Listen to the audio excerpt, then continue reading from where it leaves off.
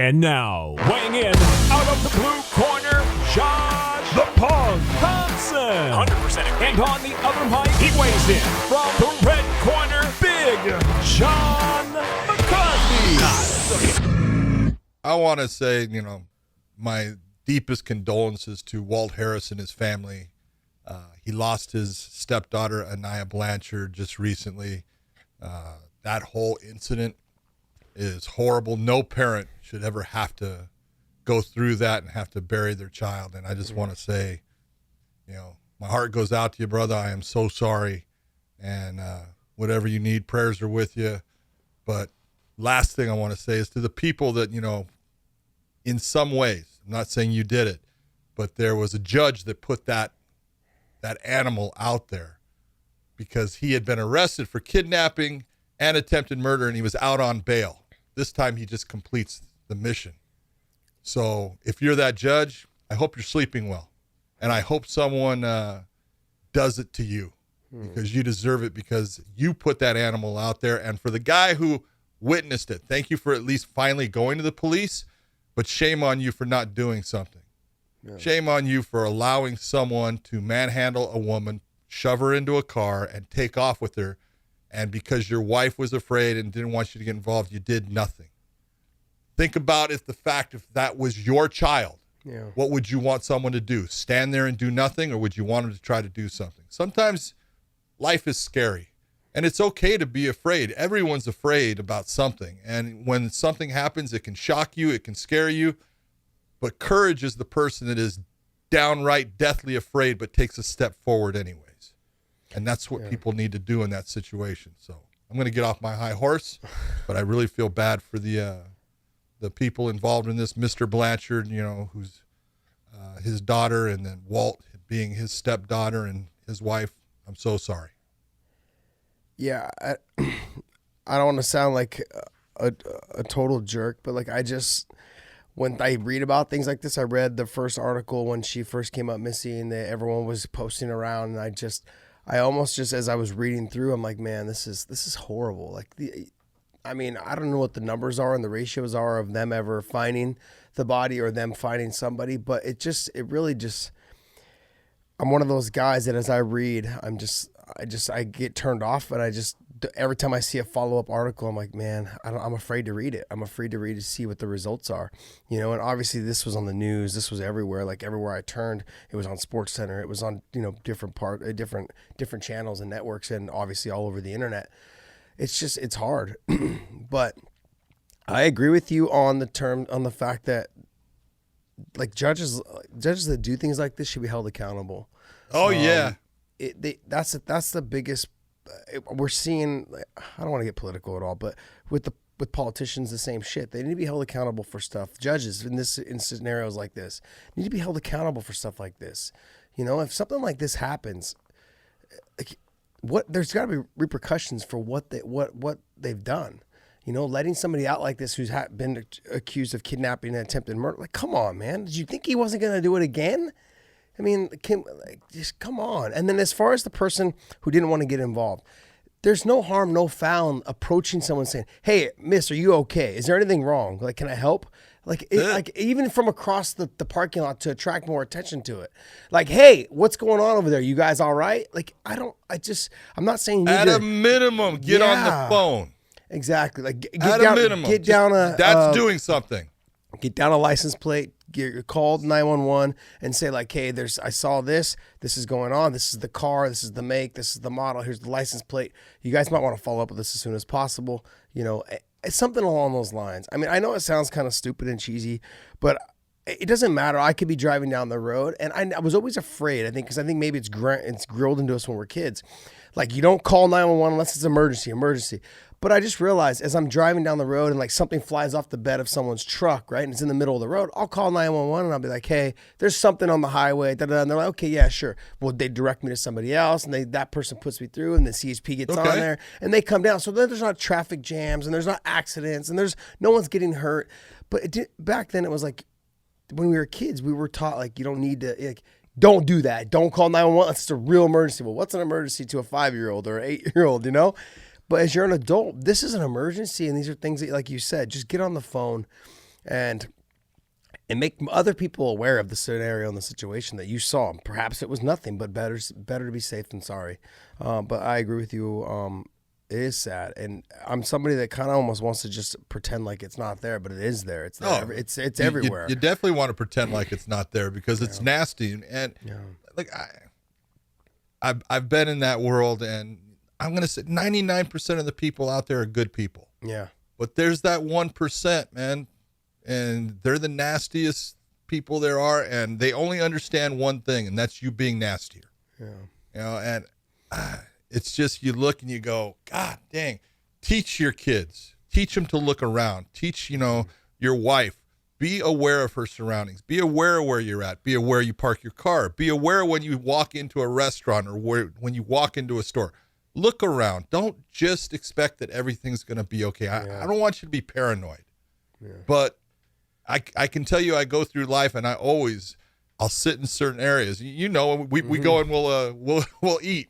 I'll sit a certain way. I'm gonna look at that. It's just habit now. Yeah. But it's a good habit. Yeah, it's kind of paranoid. But I just know in this type of situation, it was avoidable. Yeah. It was avoidable, and a young lady lost her life when it did not need to happen. She had a full life ahead of her. She's going to college, all these great things to look forward to, and it's taken from her by an animal. And I just feel horrible for her, and I feel horrible for the family. Yeah. So, yeah, sending our condolences out to them. And yeah. Let's get past this. I know it's a bummer to start with, but it needed to be said. Yep. All right. Okay. Now couple of big fight announcements. Yeah. Yes. Come on. We did have some big fight announcements. You got to give the UFC that they did a good job of signing a couple of really good fights people want to see, need to see. Yep. The first one is going to be Conor against Donald Cerrone. I've heard a whole lot of backlash. About this fight. Why? Why is it that people have backlash against that fight? I just don't get it. They're both coming off of losses. Haven't people figured out that the UFC has this kind of blueprint that when they have fighters lose, they take those two losing fighters and they put them together because they want one of them to come out with a win. Yeah. And there's nothing wrong with that. I think it's a great matchup. Yeah. Now, go ahead. I'm not saying I don't know who I think is going to win the fight, but that's just based upon knowing certain things, and but anyone can win a fight. That's why you do the fight. I'm not saying that there's not going to be a favorite. There is a favorite. It's going to be Conor. But Donald can win that fight. Cowboy can definitely come out and win that fight. He just needs to fight a certain type of fight. I'm going to ask you, what fight is that? Because I know what fight it is for me, for him to win this fight. I know what fight it is, but I want to know if you and I are on the same page. What fight is that? Well, it's pretty simple. It's Cerrone has got a serious problem facing southpaws. Yep. If you go back on his record and you look at his losses, I'm shooting it off the top of my head. I don't know exactly. Let's say he has 12, 13, 14 losses in his career out of 50 fights. And I would say that 9 to 10 of them have been against southpaws. And if you look at guys that either are southpaw or switch stance into southpaw, Anthony Pettis is a guy that he went southpaw against Cerrone. Yep. Body kick ends the fight. And RDA is southpaw. There's a lot of guys. When you look at guys that give Cerrone problems, southpaws are a problem for him. But there's no doubt in my mind, and I really have. I think Conor gets not enough credit for his ground game. Mm-hmm. I do think he's got a good ground game. I think he's solid down there. It's just a matter of the guys that he's been facing. When you talk about guys that have gotten him to the ground, Nate Diaz has got a real ground game. Okay, we're talking a guy that's got a series of submission victories in MMA. He's a real black belt in Brazilian Jiu-Jitsu. He is good, and it isn't even the element of how good he is on the ground.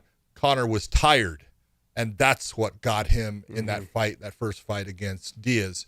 He fell off the cliff. He went past that point, and when you're tired, I don't care who you are, you're going to go down. And then he had the loss to Khabib, but he did a lot of really good stuff in that loss to Khabib. But if I'm going to point out a spot that I think Donald can beat Conor, It's if he can get him to the ground.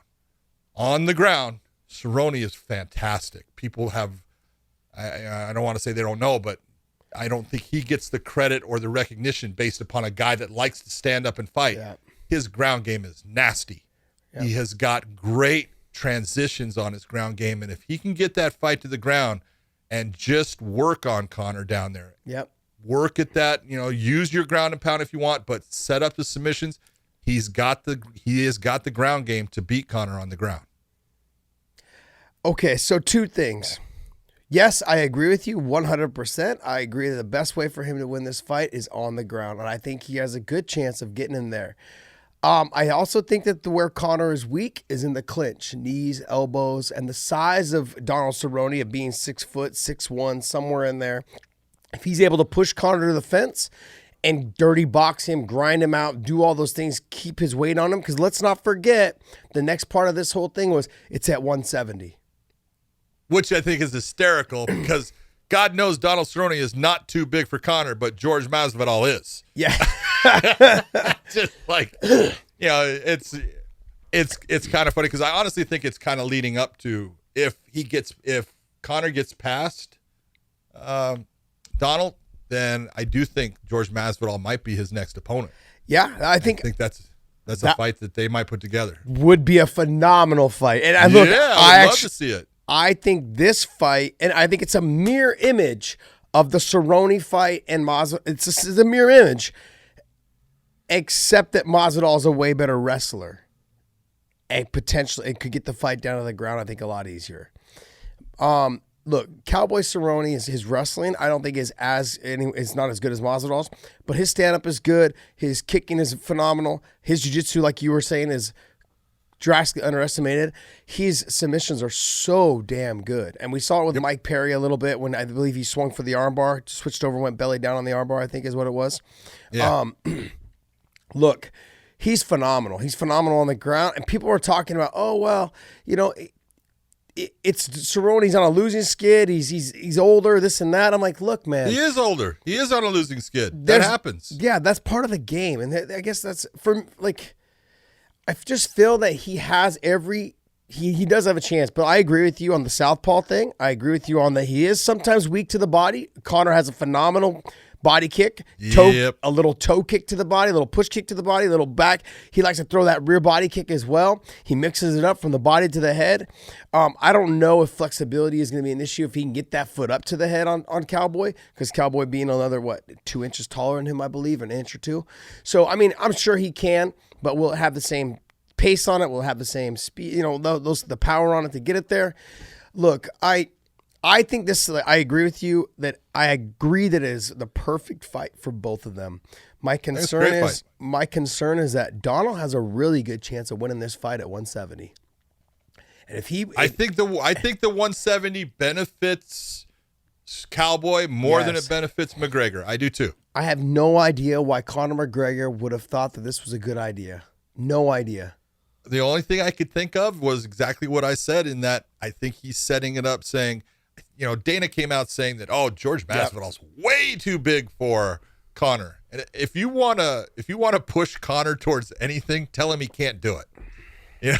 And I think that in a little bit of a nutshell of what's going on here, I think Conor's saying, okay, I want that fight at 170, and then I want Masvidal next at 170 because I'm going to show you what too big is. Now, does that mean he can beat him? I'm not saying that. I'm just saying that I think in Conor needs things to grab a hold of and have in that targeting system that he has, because you look at what he did throughout his career. He called a lot of his own shots. And when I say called, I'm not saying he set up his own fights, but when that fight was set up, he called exactly what he was going to do and how he was going to do it. And it worked for him a lot of, the way throughout his career. And that's what made him, Mystic Mac.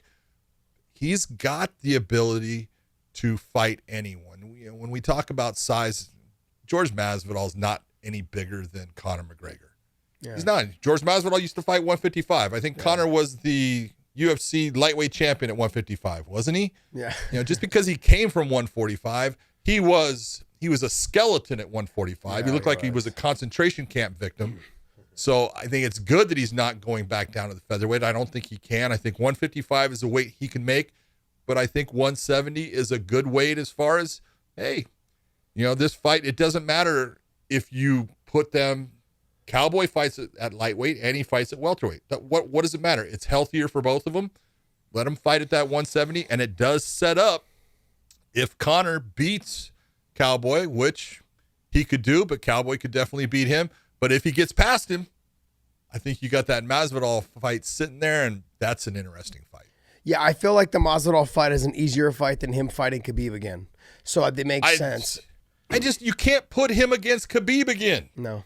But you've got to see something that says he has a chance this time. Well, here's the thing. I'm not saying he doesn't have a chance. I know he has a chance. Everyone does. But he's got to prove it to the fan base for that to be something that they want to see. Well, there was a little bit of a buzz that I was hearing that he was potentially going to fight Islam Makhachev, which he was also a southpaw, by the way.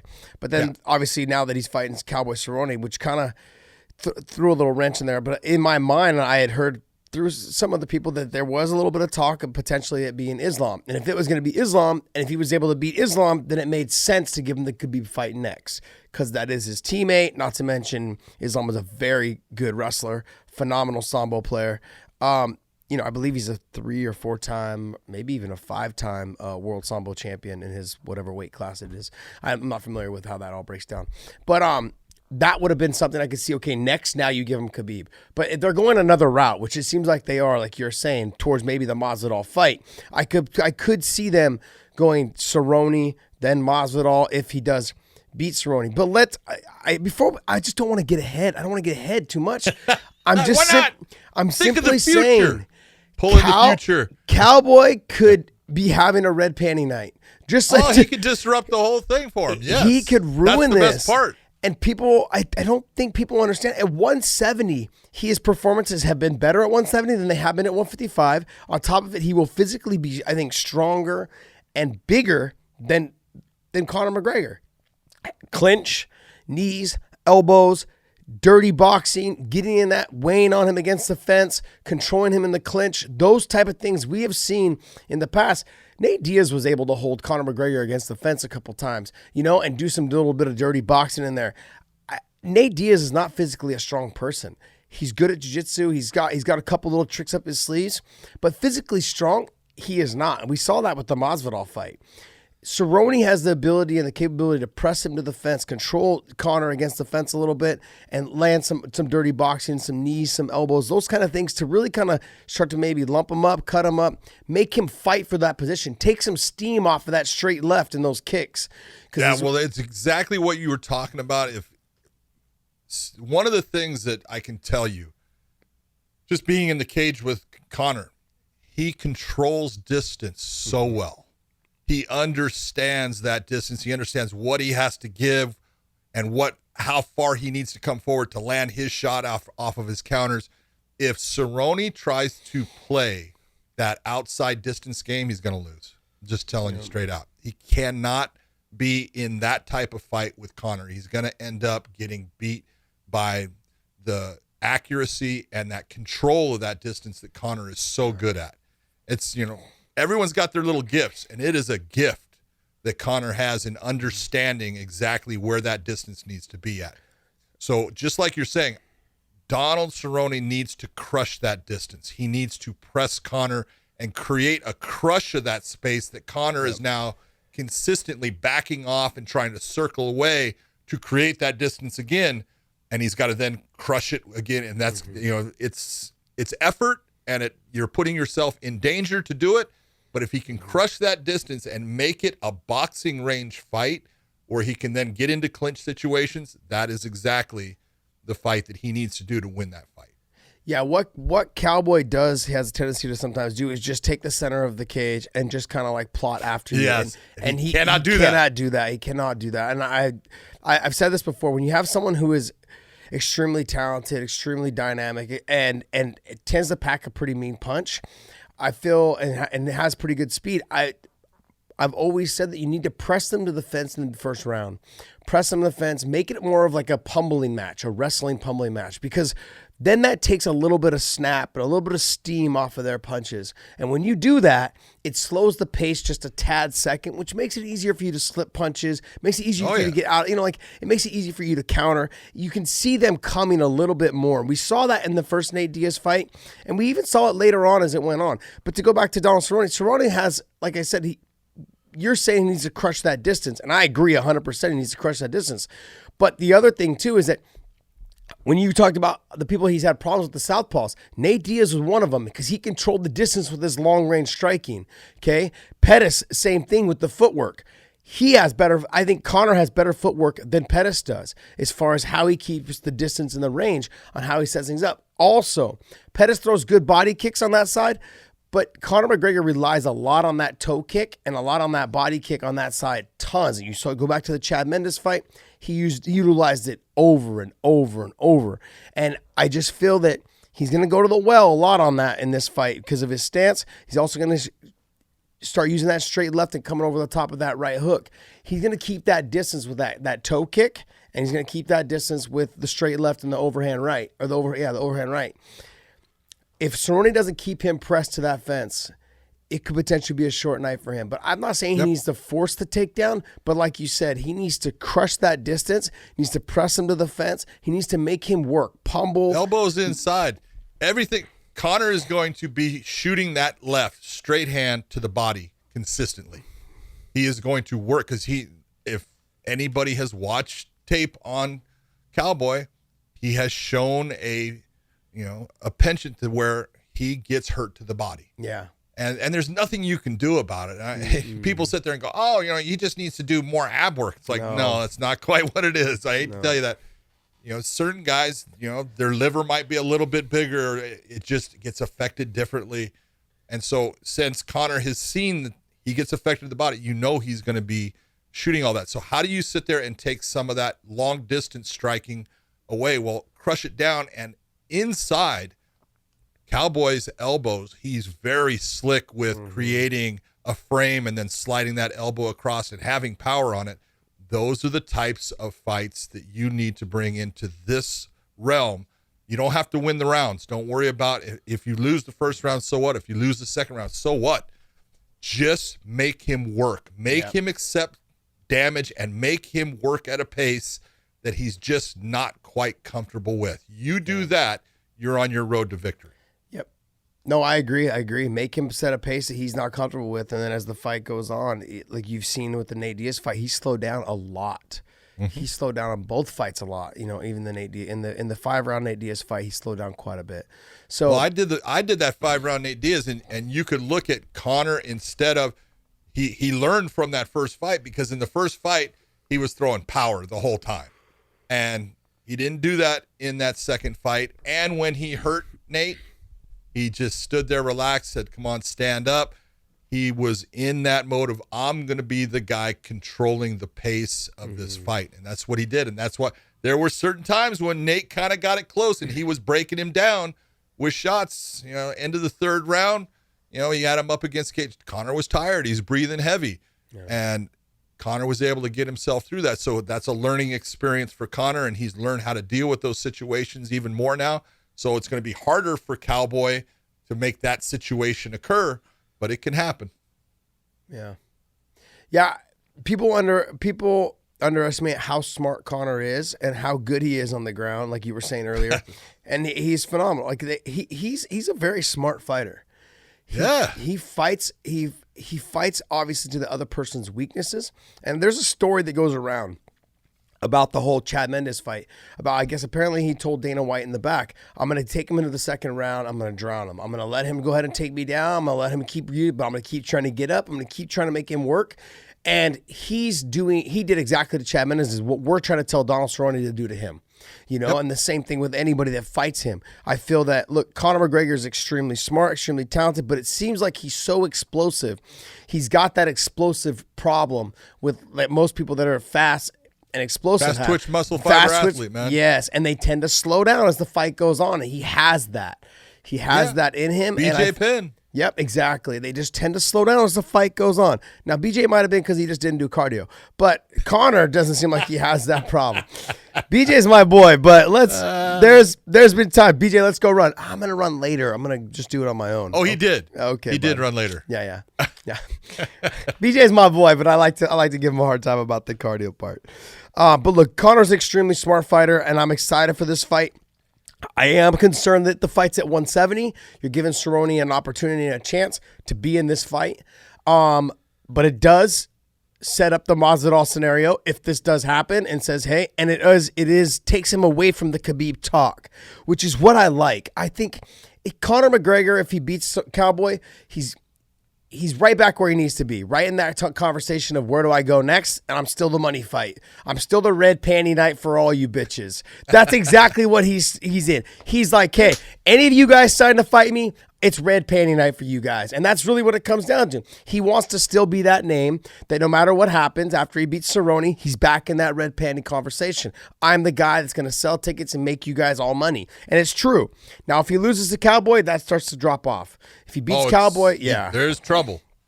And if he beats Cowboy, which I think there's a good chance he will, but if Cowboy fights a smart fight like we've been talking about for the last 20 minutes, I think he has a great opportunity and chance. And the fact that it's a 170, I think he has an even greater chance of winning this fight. And I'm an old school guy, and even though I'm a Conor McGregor nut rider, and I think he's fucking done an amazing job for the sport and done a great job for himself, I'm gonna ride and die with Cowboy because Cowboy's been around since I've been around.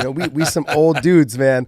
And I love watching the guy fight. Like I said, he's been the company guy. He's been the token guy for the UFC. And I just want nothing but the best for that guy. And I enjoy watching every single one of his fights. And like I said last week, is I will finally, not bootleg a pay-per-view. I will buy this one just because Cowboy and Conor are fighting. I will pay. And I'll even buy it in HD, Cowboy, just for you because I want to make sure you get as much money as you can. All right, buddy? I'm telling you right now, I will not bootleg it. I will buy the $75 HD version. So he's going to get that extra 3 cents. Whatever. I'm the one guy. At least I'm telling everybody. I'm telling everyone, buy your pay-per-views. Don't be cheap. HD, right? Buy it in HD. An extra $10 goes a long way. I don't even know if that's how much it is more. I think if you look at the scenario set up, and if you're in Conor's camp, you're looking saying, look, this is going to take place January 18th, beginning of the year. I get past Cowboy. I get a fight with Cerrone somewhere around June. You mean Masvidal? June, July. Masvidal. Against Masvidal. And then I get past Masvidal, and then I take Khabib on at the end of the year. That's 3 fights in 1 year. That's your perfect scenario for Conor. I have a feeling that's the way he's kind of looking at it. Doesn't mean, there's a lot of work to be done to make that happen. But a lot needs to happen, though. Here's the thing. I hate doing this because, and I'm going to give you guys a scenario where I was involved in, is I had Gray Maynard, and I had somebody, and Khabib. Khabib was like 20-0 or 21-0 at the time. Oh, just that Khabib guy. Yeah. And then Gray Maynard was, I want to say, number 3, and I was ranked number 5 or something like that. And people just kept bombarding us with questions like, are you going to fight Gray if it happens? And I'm like, there's so many things that need to happen in the process of before Gray and I would even get to each other. And the same thing with Khabib being, in that top echelon of guys. I just feel like in a picture-perfect world, yes, the Masvidal fight would be perfect if Masvidal waited until June or July or maybe even August, whatever it is. But now you're asking a guy who's on a roll to take a break. Yep. And I just don't know if that's smart on Conor's part. Yes, there you go. That's not smart on Masvidal's part. I think he needs to have another fight in there somewhere in the middle to keep his mind and keep everything on point. No distractions. And he doesn't strike me as somebody that will be distracted right now at this point in his career, given all the great things that have been happening to him and all the hard work he's put in. Yeah, he's too mature. And I've been watching a lot of his interviews, and I just got done watching his Food Truck Diaries with Brendan Schaub. Brendan. And I'm telling you, man, he's got his head on his shoulders, and he's phenomenal. I'm excited. I'm excited to see what the future holds for him. But I think he needs to have a fight in the middle there if he plans on potentially fighting Conor, so he stays fresh, keeps his techniques on point, and hopefully during that time can and develop some new tricks and stuff like that to work against Conor. But I'd love to see that fight, and I like where your mind's at. I'm glad to see that you and I are on the same page. See? Hey, look at the big brain on John. Look at the big brain on Brad, baby. All right, so let's talk about the next fight. Let's talk about your boy.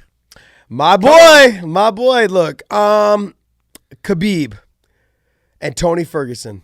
I mean, That's the fight. How many times have we tried to see this? How many times has the UFC tried to put it on, and failure every time? I want everyone just to put bubble wrap around both of those guys. This is the fifth or the sixth time. I think it's the fifth. Yeah. It's the fifth, right? I think it's the fifth. Yeah. Wow. That's a lot. Okay, you know what I'm gonna do, because I know everyone's gonna say that I'm biased. Is I'm gonna take the Tony Ferguson side. That's because you are. I know I am not. There's people just they don't like to hear the truth, and that's the problem. It's like give it to you guys directly. How about you take Khabib, and I will take Tony, and I will give reasons on how and why Tony will win, and you give reasons on why Khabib will win. I think it's good that we take sides. Like I'm gonna take Tony's side. Now everyone knows that I train with Khabib. Khabib's one of my close friends at AK. Look, Tony used to work out at my school. There you go. Yes, that's right. That's right. I think it is best that we do it this way. So you do, huh? So people can. So let me hear your side. Why does Tony win this fight? Okay, so I don't think Tony does. You're not talking. No. Look, I look. Pete, look at here. Look it. He has a really good chance of winning this fight. He's got a great chance. He has a phenomenal chance of winning this fight. Now, do I think he will? No, but I think that it's going to be. I think it's going to go all five. Not only do I think it's going to go all five, I think that it's going to be potentially a split decision, and I also believe that there will be a lot of damage in this fight. A lot of damage on both parts. Khabib will do a lot of ground and pound and a lot of nasty stuff. And I also think that Khabib will also get cut. And not once, not twice, potentially even 3 or 4 times. And I'm speaking from experience. But if you go back and look, there's an image, like not a meme, but there's an image of like the last 7 or 8 guys that Tony's fought. And all of us are just busted up. Like it's cut up, busted up from punches, from elbows, from everything, knees, doesn't matter what it is. Everyone is nasty. Everyone is cut up. And I've said this multiple times. Khabib tends to shave his head or have, no hair on his head when he fights. And I get concerned. No hair. No hair when he fights. And I get concerned with elbows being that he leaves his head in that position to be elbowed at all times when he is shooting against the fence, trying to get the takedown. And Tony does not care if he is on bottom.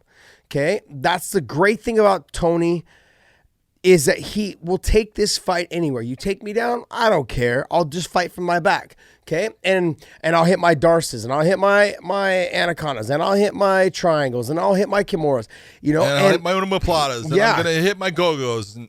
Yep, and I'm gonna shoot. I'm gonna shoot every submission I can until you finally are like, shit, man, I'm gonna back out of this guard. And when you back out, I'm gonna get back to my feet.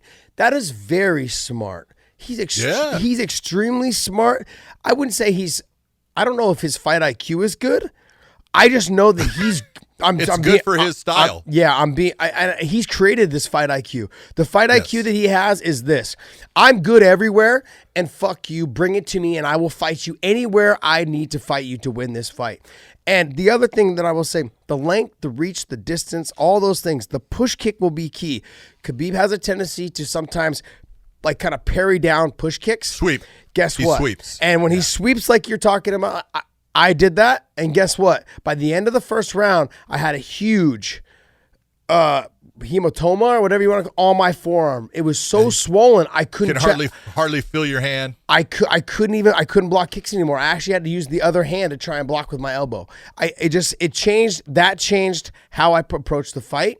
The second thing is on how I approached the fight was, and I did an interview with BJPenn.com, little shameless plug there for them.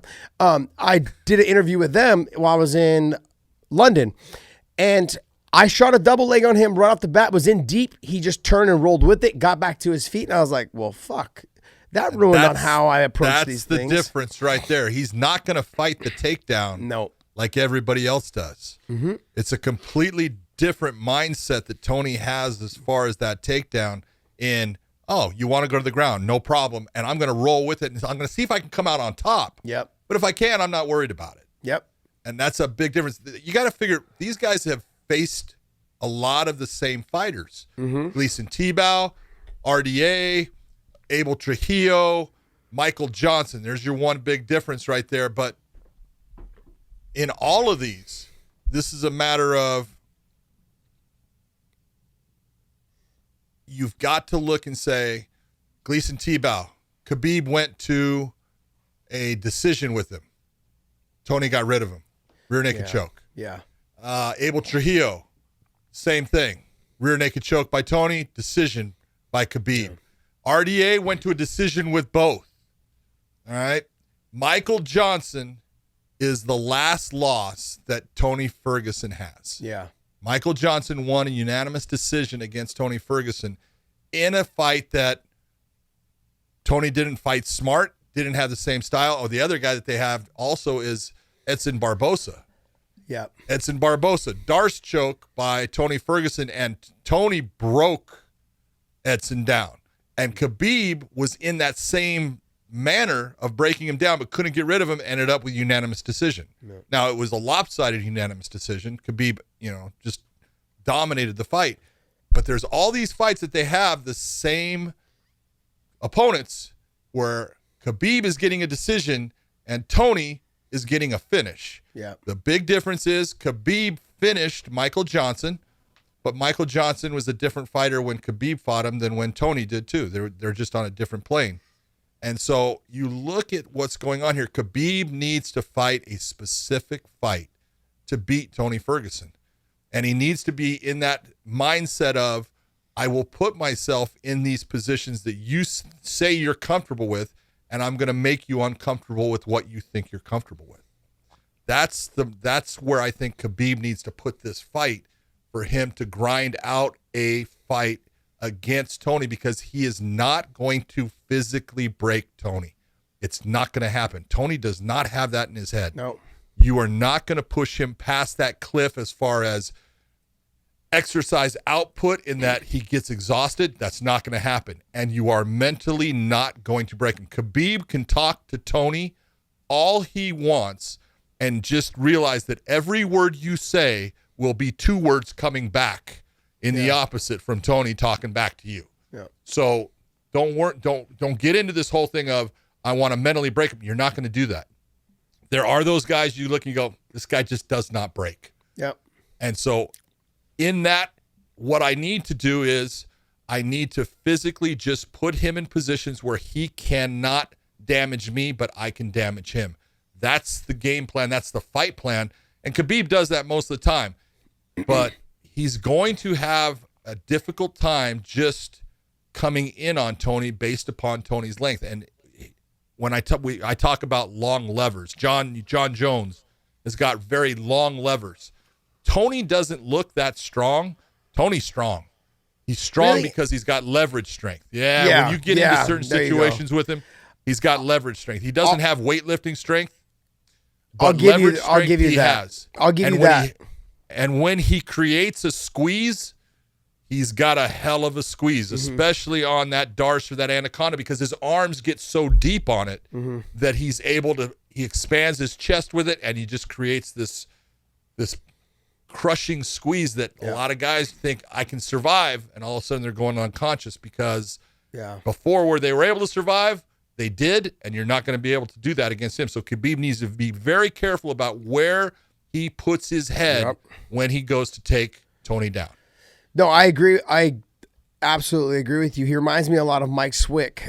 Swick wasn't feel physically strong, but he had the leverage strength. And like you said, when he got in deep on guillotines, that's why they call it the Swickatine, like whatever it was, like that was it. Like when he got in deep, and the same thing with Nate Diaz, you see it. He puts in that guillotine or he gets to the neck and it's done. It happens quick because they're so long and they're lanky and just they have that strength, like you said, leverage strength. I just feel that Tony, you are right, cannot be broken. I think also too, as the fight goes on, he tends to kind of just keep that same steady pace. Now, I prided myself on drag, because I was never the best wrestler, never the best kickboxer, never the best boxer, never the best submission guy. But I prided myself on weathering the storm in the first round with all fights. And then after that, I just tried to push the pace as fast as I could. He was somebody that was still there in the second and the third, no matter how hard I pushed. Even though I got rocked when I fought him, I'm speaking from experience because I fought him, he didn't physically feel strong at all. But I did notice this. He has phenomenal wrist control because his hands are ginormous. Big. They are so big. He grabbed at my forearm and his fingers touched. When he grabs at your wrist and you can't break it, what is that? Here, Tony is good about this. He doesn't try to out-muscle you. No. He doesn't try to physically just make you think, wow, this guy's strong. Yep. He will only turn it on at certain times. Yeah. But when he turns it on, you go, damn, he's got some strength there. Yep. And you can feel it. And so he's got that, what I call that leverage strength. And grabbing a wrist, it's just part of how that long levers. He's got long fingers, long hands, and he's able to loop around just a little bit deeper than the average lightweight is able to. And so it's a difference when all of a sudden now he's grabbing your wrist and you're used to being able to turn your arm out or bring an elbow over. You just can't do it the same way. Because I want to say it was somewhere in the second or maybe in the third round, he went for a Kimura on me. And I was like, I just pulled my arm back and I thought I was going to get it away and never could get it away. And he ended up sweeping me with it, getting into the top position. He wasn't physically stronger than me. I just couldn't get my arm back. I was like, wow, this is crazy. Like, I can't get my wrist back. And like I said, I knew that there was going to be some issues with the wrist control and the hand control. When I shook his hand at the weigh-ins, his hand wrapped all the way around my hand. And I was like, all right, this is going to be a little different. So I got to stay out of the clinch kind of positions and things like that. In my mind, I was already thinking that. His hands are big. He's not physically strong, but like you said, he has leverage strength, whether he gets wrist control. He actually grabbed at my forearm, and his fingers still touched around my forearm, and he slid his hand down to my glove. They'll now, slide. That's an old trick. You slide your pinky into the glove, so now no matter what they do, they can't get it out, even if they roll towards the thumb, any of that. Smart on his part. But like I said, you and I have talked about this. Khabib rests his head in positions to be elbowed, to be kneed. That's going to be the biggest problem. To be choked, that's going to be He his. has got in this camp, Khabib has got to work on head position. Yep. His head needs to be center line and up. From that sternum to that chin, that's where your head is at. When it starts to go inside to either side, he's going to have a problem. Now, if he is in guard, he needs to be careful of keeping his head in that sternum. I was wondering where you were going with that. Yeah. Everything is, depending upon your position. But if you're against the cage, don't stick in the stand-up clinch, don't stick your head to that left or right. I want your head center line into his chin up. Don't give him that side to side. And then if it hits the ground, I don't want your head specifically there. I need you to start to posture your head away or bring your head up high. Bring your head in position over the top of his head. That will keep him from being able to use his elbows like he likes to do. Yeah, but he will still be able to hit you from his back, and and even though I felt like he doesn't hit hard, he hits you. When he did hit me hard, he hit me on the end of his punch. Like, he snaps and turns at the very end of the punch. That's good technique. Even though, like, I think people look at him and, like, when I first started watching him fight, I was like, oh man, this guy's not that good. He just got good conditioning. Like, he's just tough. Like, he's a big, tall guy. He's just not that good. He's good. But then as I started watching him, when I got announced that I was fighting him, I started watching some of his past fights. And I was like, wow, I never give this guy the credit that he deserved. This guy's phenomenal. He's good. Yeah. Like, he's not just good in terms of, like, conditioning and cardio, and he sets a pace, and sure, he can take a shot. He just really was good. And then he started just tapping everyone with chokes and darces, and I was like, oh, wow. But to go back to what you were talking about, like, they have a lot of common opponents. Tony was able to beat a lot of the guys and finish them, whereas Khabib wasn't. But I also want to remind people that I've trained with Khabib for a while, and that Khabib for the longest time was somebody that was like, he didn't really care for the submission. He wanted to keep pushing you and trying to break you. I think in the Conor fight we saw it with somebody else, I believe, too. Michael Johnson. That he really just comes down. Now he's like, okay, look, why am I wasting more rounds in here? Let's just get him out of here. So I think if the opportunity presents itself in a position where he doesn't have to give up position, where he's on the back with Conor McGregor, let's see if we can get the choke. Or the choke. If I can't get the choke, okay, go back to ground and pounding. I just don't see him going for submissions that may potentially lose him the position. If he's on the back, I think he'll go for it. I don't think like guillotine, stuff like that, he may potentially get put on bottom. He's just not that, he's not that risk taker of like, look, I'm dominating this fight from the top position. There's no reason for me to like try to go for a guillotine, elevate you, lift you up, let you get back to your feet, any of those things. I feel that if he's on the back, he'll go for the choke, the rear naked choke. Outside of that, maybe even a side choke. But I don't think anything outside of those chokes, I just don't see it. I don't see that happening. I don't think he's just someone that's going to keep, someone that's going to keep grinding, keep doing work, keep putting his, but you brought up a good point. If he's on top, I feel like he needs to keep his head off the center line. I think he needs to keep it ear to ear. And I think on the ground, he does. And I think he needs to keep it on the side choke position. So if he has a side choke or a head and arm like choke position, he needs to have his head on the outside so he can't be elbowed. Those are the two positions I think that he does very well. But that has to do with him keeping Tony's back flat on the ground. And after fighting Tony, he just never stops moving. But it also means that he's got to give up his leg lace that he loves. Yes. Because he's not going to get his head where it needs to be if he's got the leg lace. His head's going to be down towards that sternum, and that's going to be a problem. Yes, I mean down by the waist, which is perfect if Tony's back is against the fence.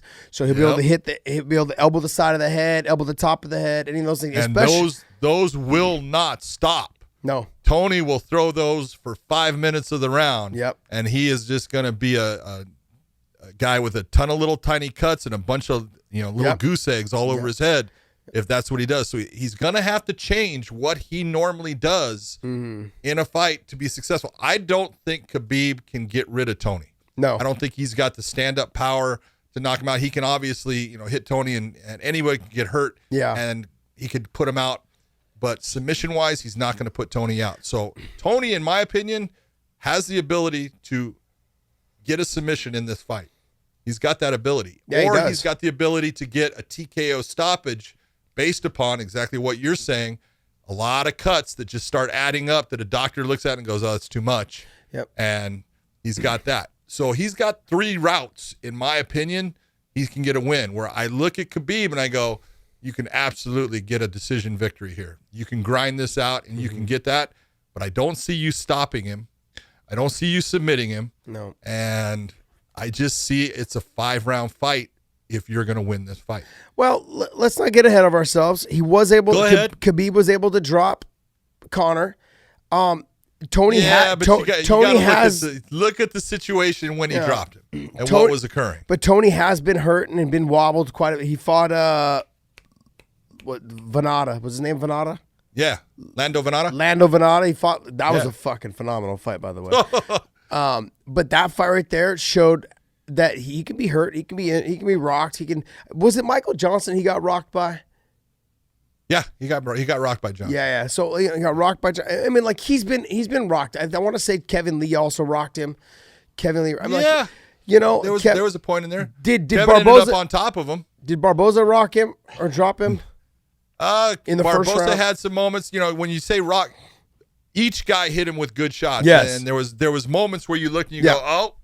Could that be and he just keeps coming forward, walking through it. I was amazed. I did his fight against Edson Barboza, and I was amazed at what he was taking as far as kicks and as far as punches to the head. Some of the body shots that Barboza hit him with, I was like, damn, I know that freaking hurt. He just walked through it like it was nothing. Yeah. That's why I say you cannot break him. That ain't going to happen. No. You got to tell yourself, well, I know I'm not going to break him, but I'm just going to make his life miserable. I am going to sit here and every round let him know the same thing's going to happen. Yeah. That's the way for Khabib to win this fight. And Khabib, absolutely, he's the champ. He could win this fight, walk away and go, hey, told you. There's nobody out there that's going to stop me. He could, but I'm going to go back. This is the fight where I look and I go, and you can go back to Dustin Poirier.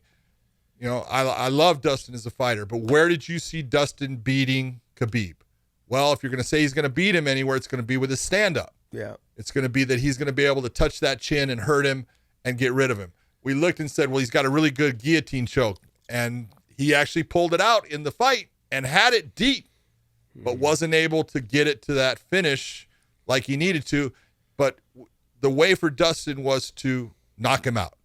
Other than that, it was like, I just don't see you getting that submission. I don't see that happening. And I don't see you being able to ride this fight out as a 5-round victory by a decision. So there, you looked at the routes, and the routes were more towards Khabib. In this fight, I got to tell you, and I'm taking the side of Khabib. I'm in his corner. I'm saying this is what we need to do. And we specifically work on head position depending upon if we're in the stand-up clinch or if we're on the ground. Two different positions for our head, but our head has got to be in the right place. And I've got to get you to be very judicious with the use of the leg lace. If you go to that leg lace, I need you to do certain things and make sure that his back is not against the cage. I can't have it. If I have with his back against the cage and you're leg lacing, you're going to be in a position where he's going to start to unload on you, and we could be in trouble just based upon not damage as far as you're hurt, but damage as far as cuts that are just going to start to intensify and create a situation where we bring a ringside physician in that stops our fight. Yeah, being Tony Ferguson, there's a couple things that I know I do very well. I do a lot of things. I basically fight anywhere I want. I've got to be very careful, though, being reckless and careless, because that could put me in a position where I could get submitted in the exchange where I don't want to be. I wouldn't expect that he would try to go for a finish. Tony's very good he'll just turn his back and give his back. Khabib's hip control, wrist control, things like that to break me back down, to break Tony back down, will put him back to his butt, opening the neck. Tony's got to be careful. I know he likes to just go ahead and do all of his funky rolling around stuff. That will be a factor, I think, in the first, second round. It will be even more of a factor, I think, as the fight goes on, as you get slippery, because you'll be able to get out of things that you wouldn't have been able to get out of before in the first, maybe even somewhat into the second round. I think with Tony, he needs to start off right off the bat utilizing his push kick. Okay, he needs to utilize and keep the distance and the range. The other thing is that he needs to switch his stance consistently. He needs to keep Khabib guessing. Well, that's not a problem. Yeah. That's all he does. That's all he does. But I'm saying he needs to make sure that he stays on track with that. He needs to make sure he never stays in one spot for too long. He also needs to make sure that he stays tight with his defense. We saw with the Conor fight. Look, I'm not saying that Tony doesn't care if he gets taken down, but that doesn't mean that he's not just going to try to stop the takedown. There will be times where he tries to defend it if it gets in deep, and there's times where he may just roll with it. I think it depends on what the scenario presents him. But I think starting off with the push kicks, making sure you switch your stance, keeping your range, staying a long distance fighter, I think will play dividends as the fight goes on. You're going to make Khabib you're going to force Khabib to try and shoot from a further distance outside.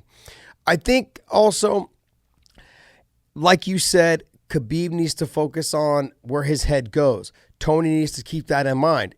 In every moment, wherever his head is, I need to think, where can I do damage? Where can I try to cut him? Where can I, if he honestly, I have 2 Mercedes-Benz cuts on the top right here on my forehead. They look like Mercedes-Benz because I was in his guard. And when he pulled me into his guard, I was like, oh, I'm good. I can rest here and do work. Biggest mistake of my life. There was no rest, and I was getting worked, not doing work. It was a big difference. So that scenario there is that he gets one wrist control and he elbows with the other elbow, so you can't really posture and do a whole lot. So he's wrist control and elbowing, did a lot of damage, changed the dynamic of the fight. I already had a big cut on the side of my head on this side, but he also had 2 other cuts that were dripping down into my face. This one here was not. These 2 were. So if he ends up pulling Khabib into guard, that's where a lot of the work can be done. Khabib needs to make sure he either puts his head to the fence and posture up so the submissions are taken away, or he needs to try and get out of the guard and maybe reattack by trying to pass or get into half guard position so he can hide his head from getting cut and elbowed. Everywhere Khabib puts his head, there's a danger of guillotine, there's a danger of darts, and there's a danger of being cut. We may potentially see a stand-up fight. And I know it sounds crazy, but in a lot of ways, you're looking saying, hey, it might not be a bad thing for us to just sit there, and his stand-up is not that powerful. Tony's stand-up he doesn't have that big knockout power. He can overwhelm you. My God, I can't even talk, with volume. Yeah.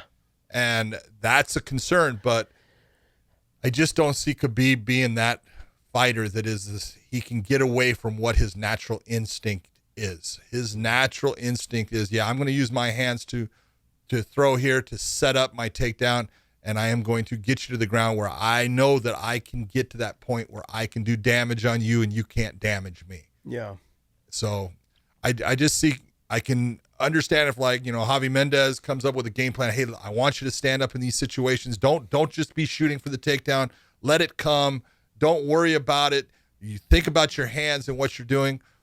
But Tony is a guy that, volume-wise, and he does a lot of crazy things. And when you're talking about him switching stances, one of the things that Tony does that is wrong is he gets himself caught in that transition from being orthodox to southpaw, and he ends up getting square because he's throwing a punch or he's throwing an elbow at the time, and he ends up landing with his foot, and he's all of a sudden square.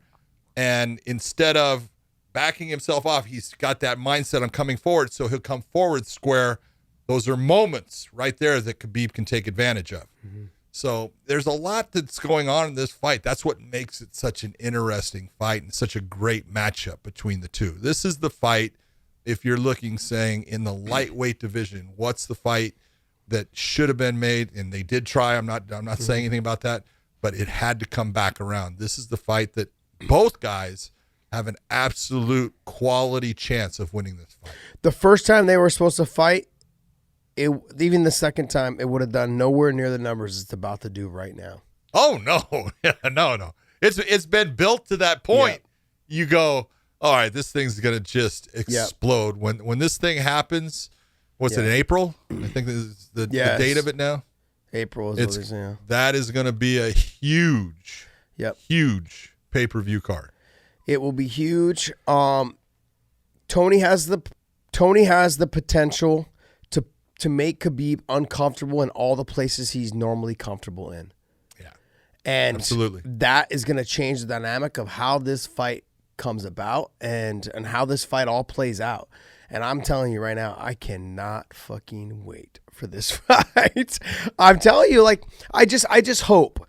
I really hope we get the best Tony, because we've seen really good Tony. We've seen him really good. He's been phenomenal, but he has taken even though when he fought Pettit, he took some big shots in that fight. There was a back and forth fight, and it shouldn't fight against Cerrone. First round.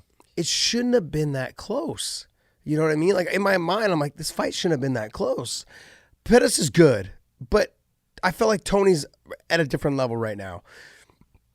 He's all the way on the way up, And so when we get to Tony and Khabib, this is where the MMA math doesn't add up.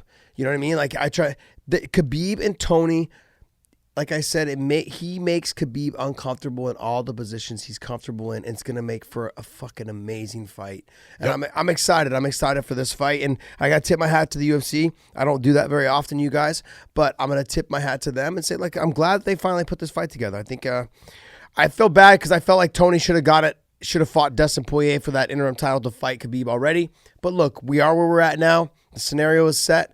The date is set. Everything is set.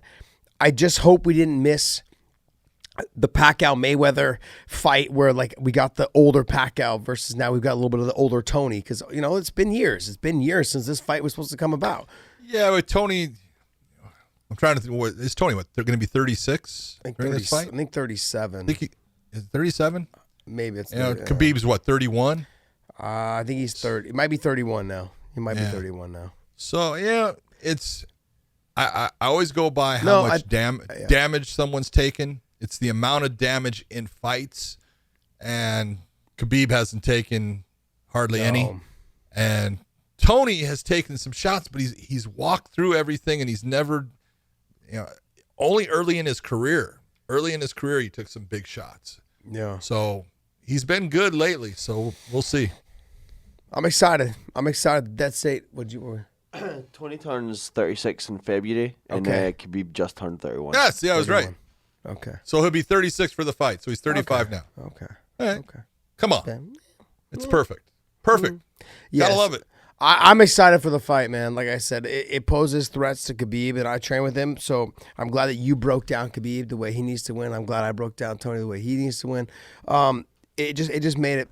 I don't have to read the comment section how I'm biased and I'm Khabib this, Khabib that. You know. So. I'll get the comments that you don't even understand. Yeah. That's all right. No. What I'm gonna get though now is in the comment section about how I can't believe you're giving away the game plan. Like, look, there's no secret. There's no secret to the way either one of these guys fights. To any of this. Yeah, there's no secrets. These guys have seen each other fight, 10, 15 times easily. They know each other. They've trained for each other 4 times before this. That's exactly it. Full camps. And most of all that stuff, and that's good because a lot of that will only make it for a better fight. Yep. Because they're so well, versed in what they wanted to do. What have they seen lately? Are they going to change anything in that plan of how to attack them? But I look at both guys. They know each other. They've watched each other, come along. They know the strengths. They know where they believe there's a weakness that they can attack. Mm-hmm. And so it'll be a really interesting. Just the first round's not going to be that great, in my opinion. It's going to be a lot of feeling out. There's going to be a lot of, hey, I just want to see what you're going to do when I do this. Let's see your reaction. Let's see what you come with. Mm-hmm. But I think in the end, it's going to be just a phenomenal fight. Yeah. I don't think Tony's going to wait. I think he's going to come across that cage and he's just going to start throwing. He's going to start just throwing shit at him. He might, yeah. Like push kicks, side kicks, fucking jumping, rolling. Whatever he'll do it. Like I say, he doesn't care where the fight goes. And I got to respect him a lot. I respect him a lot for that, man. Khabib's got to look out for the rolling thunder. Yeah. I honestly, people thought I would come out and say, after I fought Tony, I'd have a bunch of shitty things to say about him. No, man. The guy's a phenomenal athlete, and he's a hard worker. You can see he's a hard worker. I did think he was getting dicked around a little bit, by the UFC and the whole scenario at the fight. But it was very unfortunate what happened to him with his knee. I'm glad that he's where he is at now. And this is the fight that the world's been wanting to see. Khabib and him has been on display, or supposed to be on display, almost 5 years, I think over 5 years ago or 5 years ago. It's like this fight was supposed to happen multiple times, and I'm glad it's coming all about. So, what else did we have? I had texted you over some other stuff we were going to talk. I want to say congratulations to John Wayne Parr. Yes, the man, Aussie. Dude, he had his retirement fight finally. I guess let's say finally. John has had about 150 professional fights. It's insane. I mean, it's just crazy how many. He was, I think, in kickboxing, he was right at 99. I called the 100th, what was supposed to be a fight he was trying to get his 100th win on, and I actually thought he won the fight, and they gave it to the other guy. I was like, nah.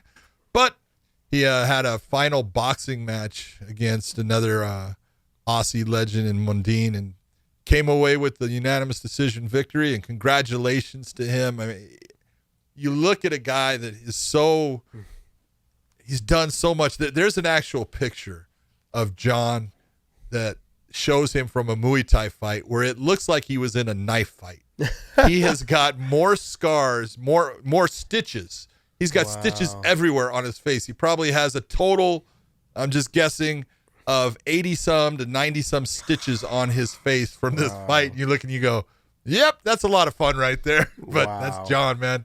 He's just a legend, and congratulations on, getting a win in that last boxing match, last fight of your career. I know he needs a hip replacement, he said, so good luck with that. But, man, what a career that guy has had. Yeah, I've had the opportunity to watch him fight a couple times, and he's just a really good guy, man. He's just fun. He's such a good guy. Very energetic, very fun to be around. Like, just, I don't know. Like, there's just certain people when you walk into a room, you're just like, hey, what's up? Like, for me anyways, I find, like, they walk into a room and you're like, I can connect with that person. I can kind of like, and it just, it's, he's that guy. And, I love seeing all the funny stuff he does on his social media. And if you guys get a chance, check him out.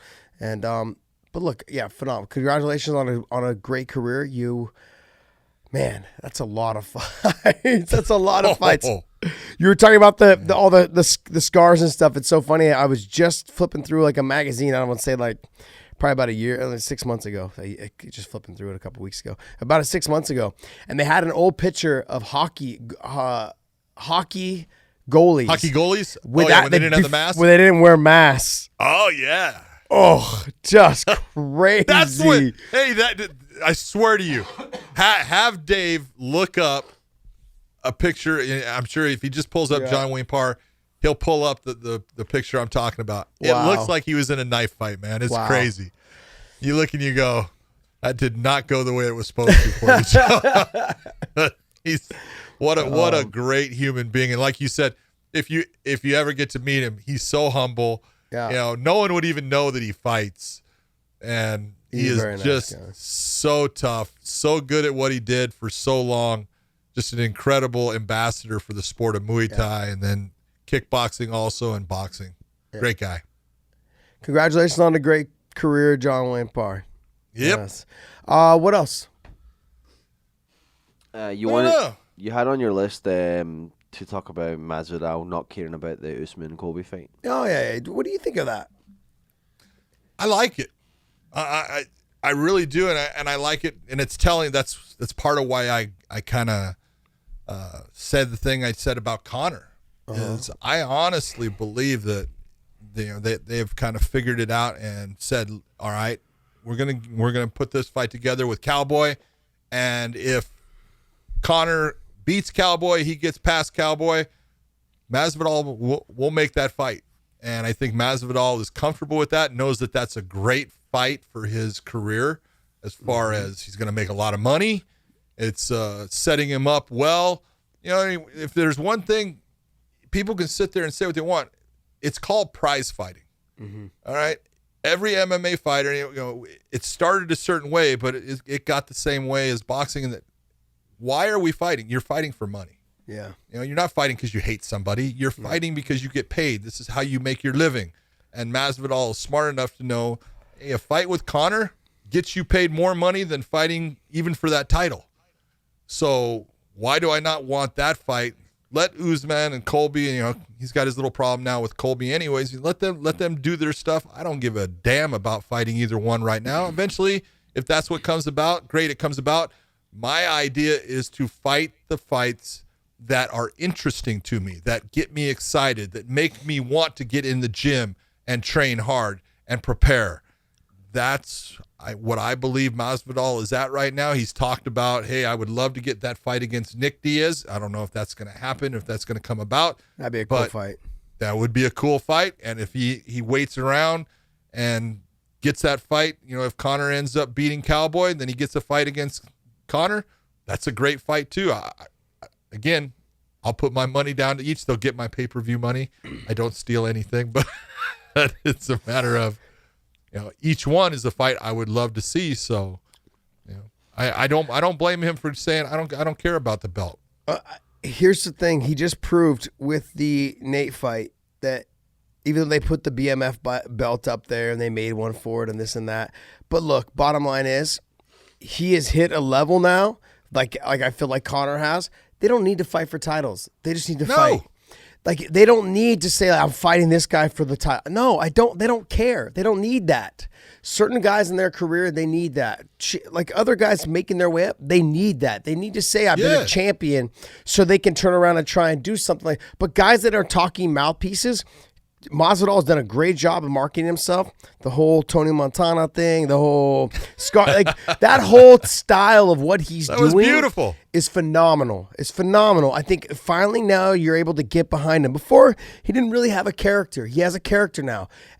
Honestly, I hate to give credit to the WWE because Dave's right here, but it's true. You need to find these guys people are attaching themselves to them because they have found themselves a character. Colby Covington is this MAGA supporter, Stylebender's this break dancer / entertaining fighter. You have Conor, who's a talking mouthpiece, who's from Ireland and from Dublin, but from Ireland. You have these guys.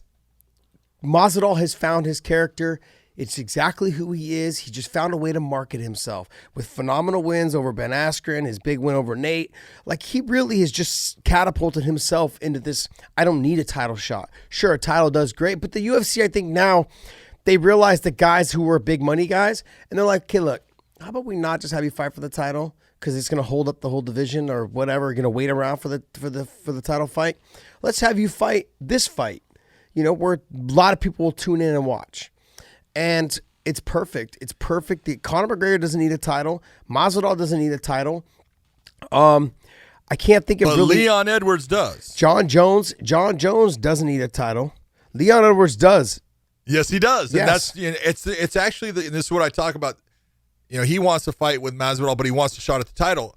That fight with Masvidal is not as important to Leon Edwards as if he gets a chance at the winner of Colby and Kamaru. Yep. That is a fight that's important, and that will establish, that will be justification for everything that he has done and what people say about him. He gets that title fight, he gets the title. Now you take and you bring Masvidal back into the picture against Leon Edwards. If Edwards is the champion, now you really got something too because of what happened before. So there's all kinds of ways to build things. Yeah. I mean, like in an ideal world, okay, for Masvidal, he waits for Conor. Conor gets the win against Cowboy. He fights Conor. He beats Conor, and then Leon becomes champion after Usman or Kobe fight. There you go. And then you have the colliding for the super title. fight. Come Now on. you have the super fight, and that makes perfect sense. And look at the big brain on Big John. There you go, UFC. You can take all that. Just go ahead and just take it. Yep.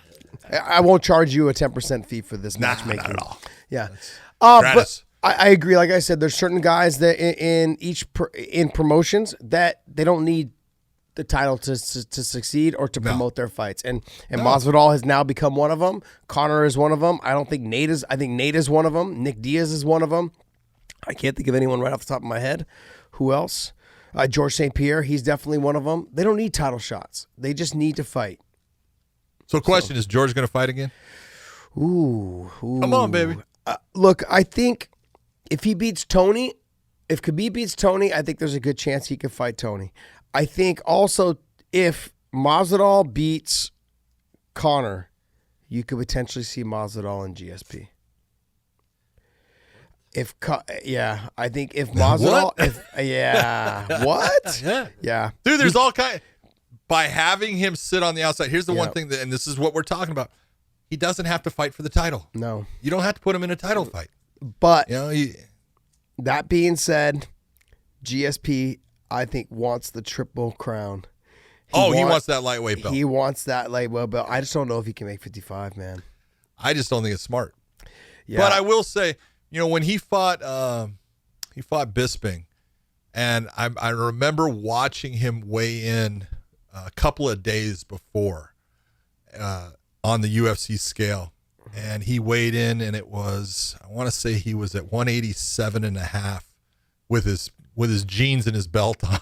Oh wow! So I was like, he was never any, and he looked bigger back then, but you could tell he had tried to put weight on. He just, and he said, he goes, I can't keep the weight on. Yeah, I know. And so, he was never meant for that 185 division. So I think going to 55 would actually, he could do that better than he was able to and try to keep weight on going to 185. He was drinking. I know he drank, a gallon of water before the weigh.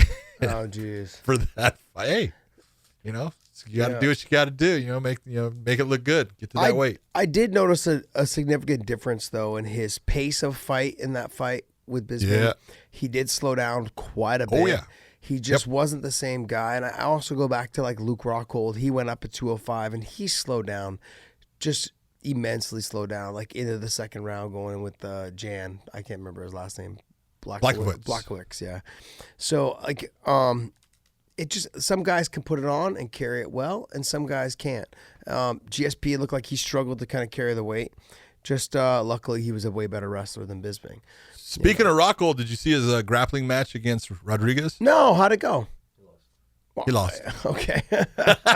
But he didn't get submitted or anything, but he lost. Yeah, I mean, Luke is really good on the ground. He's really good on the ground. I don't know how it went. Did he get destroyed? Did he get dominated? Like, was he able to? He got dominated. Yeah, okay.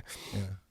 But I mean, he's good on the ground. You're looking at Nick Rodriguez is fucking good on the ground he's too. Really good. And just to step in there, being an MMA fighter, not being that guy that's that pure grappler coming in and grappling all the time and just doing all this stuff. I give him credit in that, he made it competitive. He was in the match. Maybe he got dominated in certain positions and stuff, but I give him credit because that's not like going against a nobody. Yeah. Rodriguez he's the real deal when it comes to grappling. He may not be the number one guy. He came in second in ADCC, so. Yeah.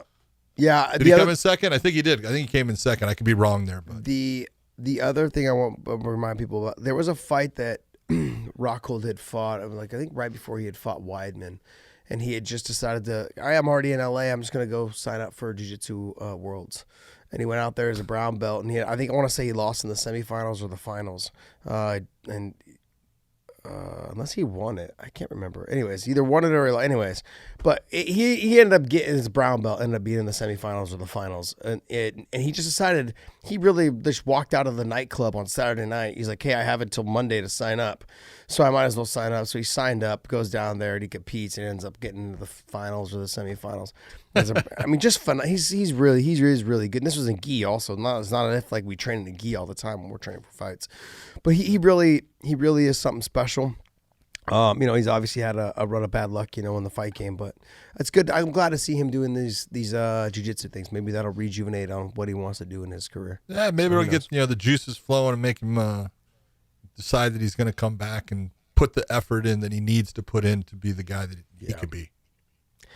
Yeah, I think he probably walked straight out of the Playboy Mansion right onto that mat against Rodriguez. That's Rockhold. I can tell you that right now. He probably walked right out of the Playboy Mansion, was like, fuck it, let's go fucking have this match real quick. I'll come back. Anyways, but it's funny. It's funny just to think of all the. I remember when he walked into the gym and he was just, I was like, wow, you're a handful, kid. I was like, and that was coming from me. Coming from you, that's saying a lot because Mr. Maturity at the time, I don't think that was quite your direction. No, it was not. But he was like the bigger little brother that I never wanted, but I got. He was a lot bigger. But he was fun though. He was always a good guy, man. I just enjoy having him around the gym. Enjoyed being around him. Good kid. Anything else? Nah, man. What else? We have Hawaii in a couple of weeks. Yeah. Which is nice, and we're going to be out there for a long. We're working with the USO, which is nice. Be there. Are you going in on Sunday? You'll be there Sunday? Yeah, I go in on the 14th, so. Oh, you're going there that is. Saturday. That's Saturday. Wow. Yeah. Hey, we got a lot of work to do. We got classes to teach. We got food to give out. I don't know. Yeah. We're doing all kinds of stuff. Yes, That's we good. are. I enjoy the whole thing. I think we're, there's also a day too that we're swimming with the sharks. All right, let's go. I think it's on Sunday, Sunday or Monday. No problem with that. I think we're swimming with the sharks. That's going to be outside my wheelhouse, man. I'm deathly afraid of sharks. I'm such a sissy. Well, look at it this way. If you and I go out there together, they're going to look and go, why do I want that little tidbit when I got that fat bastard right there, man? That's true. I've learned this a long time ago. I don't have to be the fastest swimmer. I just got to be faster than you. Well, that ain't happening. You're screwed there. We'll see. You played water polo in college. Yeah. That's right. You ain't beating me in swimming, dude. That's right. Even at this age, I can still swim. Oh, man. I'm fucked. I better bring someone else that can't swim very well. You know what I'll do is I'll just take your flippers off. I'm good. I'm out of here. You're good. Just pull those and go. Yeah. Shit. Well, hey, today was a good show. I really enjoyed the show. I think it was good that good breakdown on the fights. Yeah. Looking forward to them, man. There's some good stuff coming up, and that makes it fun. Here's the thing. I will say this with the UFC. Every time I think that there's there's not really any good fights to put together, they come up with a good fight to put together, and they get it to work. Like the Nate and the Masvidal fight. Well, you're right. It's funny because they it's the end of the year, and it seems like they've put a bunch of shows out there, but just nothing was that. You were that's the fight. Well, I can't wait for that fight. Yeah. Now they have the December 14th show which is stacked. It's loaded. Yeah. But you haven't really even heard a whole lot about it.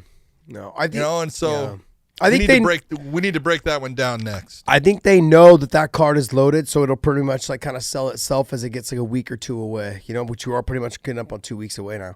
But I think it's going to start selling itself here shortly, I'm excited for that fight as well, and that's the Colby fight, right? Colby and Usman fight? That's Colby against Usman, but also Holloway against Volkanovski. Ooh, you were saying that's a good fight to see how well Patricio Pitbull would do against Max Holloway. Yep. We caught a lot of flack for that comment, by the way. I don't care. I know it's true. Good deal. I'm telling you right now, Pitbull's better than Volkanovski. Oh, okay.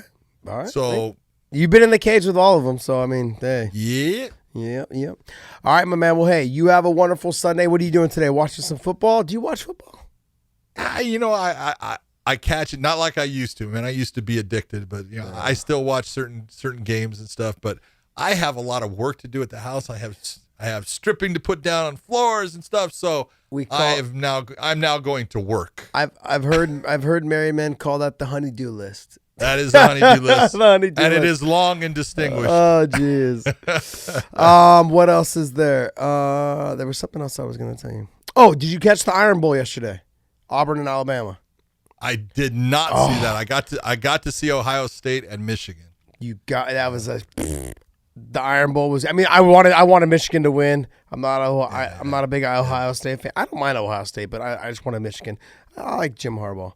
Ohio State just they smacked them. But the Alabama Auburn game was phenomenal. It went down to a final field goal kick, and who won it? I don't even know who won. Auburn won with the field goal. Oh, kick Roll Bama Tide is down, Yep, gone. they're out, man. They're out of the BCS. They're out of the tournament now. There's no way of them getting in. There's no way of them being able to be pushed in there. I love it. It's so hard to keep things, every year, and you got to look and say, Nick Saban.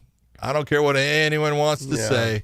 He's a phenomenal coach. He'll be back next year, and he's still every year in and year out, winning teams that put on great performances. Yep. So. Yep. I mean, it goes up and down. I mean, but he definitely been up there in that title conversation every year.